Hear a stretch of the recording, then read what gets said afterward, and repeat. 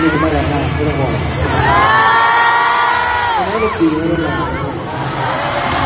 ก็เป็นนะครับขอบคุณทุกคนครับผมที่เข้าวันที่2ของเฟสติวัลแล้วนะครับยังไงครับวันนี้ผมว่าความกดดันเนี่ยมันน้อยกว่าเมื่อวานวันนี้ผมจริงๆได้รู้สึกกับโชว์แล้วก็ได้รู้สึกในสิ่งของทุกคน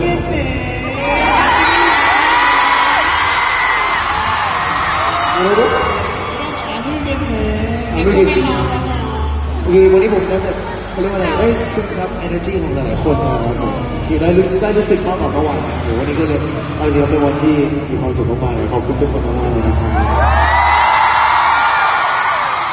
ก็อย่างที่พี่จีบอกไปนะพรุ่งนี้จะเป็นโชว์สุดท้ายของคอนเสิร์ตของในปี 2018 แล้วนะครับผมก็